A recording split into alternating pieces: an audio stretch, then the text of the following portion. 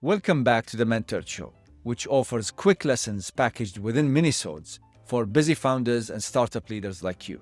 I'm Adil, and I'm being mentored live and unscripted by Ed, who's built, sold, turned around, and scaled startups all the way to the New York Stock Exchange. He's based in the US, a developed economy, and I'm based in Dubai, a hub within an emerging economy. And we compare notes. This is real talk, no scripts, no theory. Let's get into it.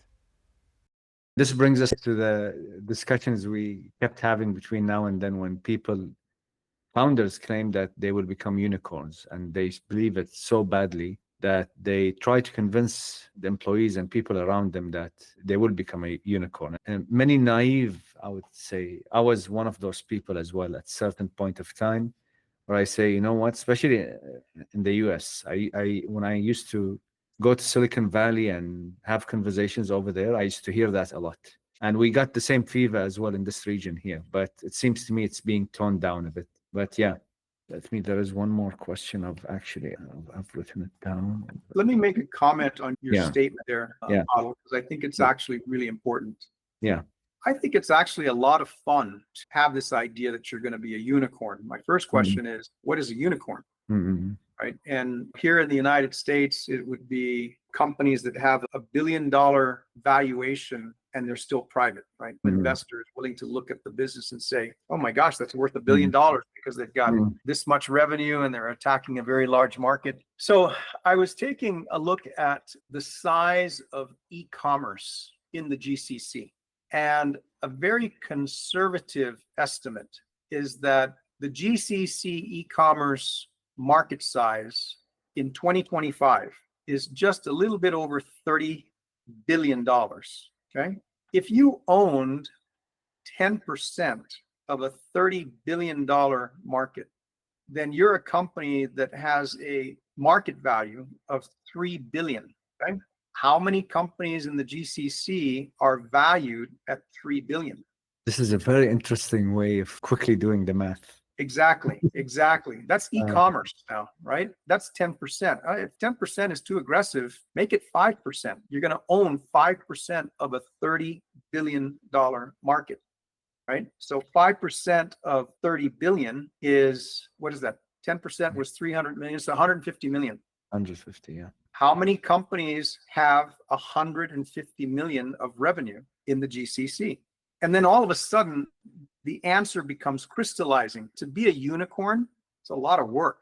You've got to have a product that everybody is crazy for and wants. So I think that my test, and it's not because it's my idea, it's because I think it's an idea that's shared by a lot of my contemporaries in both the entrepreneurial space and the venture investment space.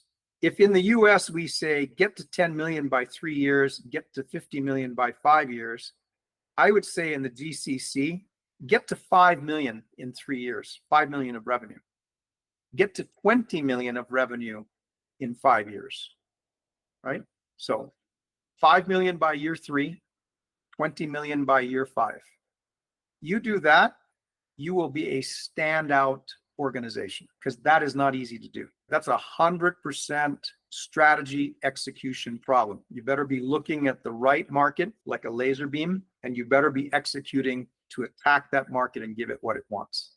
If the market's too big, you're going to dilute your effort. You won't hit the target. If the market is too small, you absolutely won't have the growth potential. You might hit the targets, but if the market is too small, you've automatically created an upper limiting factor. Because again, think about this. How many companies anywhere own 100% of the market? They don't. Not in a free market capitalistic model, right? You need competition. Competition is good for people providing the product or service, and competition is really good for the consumer, right? And I think that this is a benefit and a curse, but one of the things that makes these lessons so ingrained in the Western entrepreneurial environment, and particularly in the United States, we are consumer economies. We have consumption that is off the charts. In good times and in bad times, people spend money. If they don't spend it in cash, they spend it on credit cards. Whether that's good for them or not doesn't matter. In the GCC, I actually have a lot of respect and admiration because in most of the developed world, if you don't have the money, you're not buying something. You're going to wait, you're going to save your cash. And usually if you delay that instant gratification, you wake up one day and you go, hey, you know that thing I was going to buy? I didn't really need it. And you save the money. Yeah, that growth and execution initiative is really tied to market size. And if the market size is big enough, the numbers get bigger. If the market size is too small or the focus is too narrow, then, 10 million by year 3 and 50 million by year 5, those aren't legitimate metrics to use in the GCC. They would be lower. Yeah, yeah. And one thing I noticed as well, there is another critical success factor for growth in the region. And many of these startups, they use it in their pitch. They don't look at only the GCC. They look at the MENA, they look at MEA, which is like Middle East and Africa. But one thing usually is neglected. There are so many, it's not a common market. It's not a unified market. Each market, they have their own regulatory environment, their own purchasing power, their own economic challenges. Like, for example, if you're saying, I'm going to Egypt, they have their own currency devaluation challenges that keeps happening over time. And at some point of time, I might be wrong, but I would consider it as an uncontrolled inflation, right? So how can you, and this is common in many of these developing countries or developing economies. So I'm sometimes surprised at how the valuations take place without considering these factors. In the Western world, in the US, when someone says that we're going global or expanding into Europe, expanding into Africa, I don't know how, but how do those conversations look like? Do they factor such things in the discussion? Actually, that's a very good question. It's an excellent question. And the answer is yes, they do. So in the early days of the venture capital model that we know today, the technology venture model that we know today, and I'm going to say between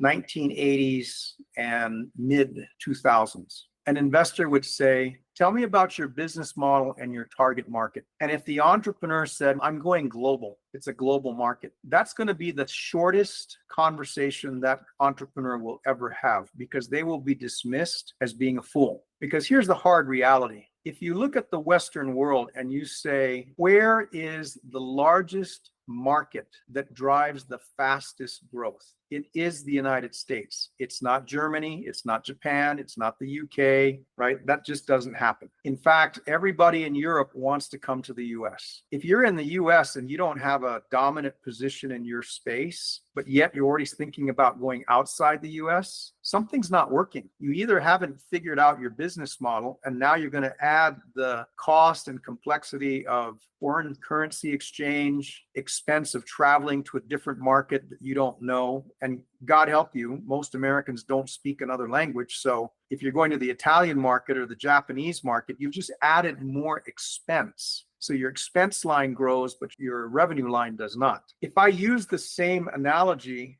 in the GCC, one of the questions I would want to know from an entrepreneur is, who are your target markets? And one of the things I'm looking for in the answer is Saudi and UAE. Why? Because somewhere between 60 and 70% of the entire, this is just e-commerce now, of the entire e-commerce activity comes from those two countries. So if you're an e-commerce business, I want to see your strategy for Saudi Arabia and United Arab Emirates. You nail those two regions in the GCC, start going global, right? But until you get that, my first question is, why not? Are you building a product that they don't care about? Are you building a product that's not solving a local problem? Are you building a product that's, the originating value proposition is, I'm going to sell this in the United States? That's fine. If you're going to do that, go relocate the company to the United States, right? Be in your major markets, because that way you get closer to the customer. That way you get to hear the critical feedback from the customer about your product or service. Make sense? That's it for this Minisode. Big thanks to Ed and to all of you for tuning in. If this sparked something, hit subscribe so you don't miss the next one, and make sure you share it within your network. Got a question for Ed? Drop it within the comments. See you next time.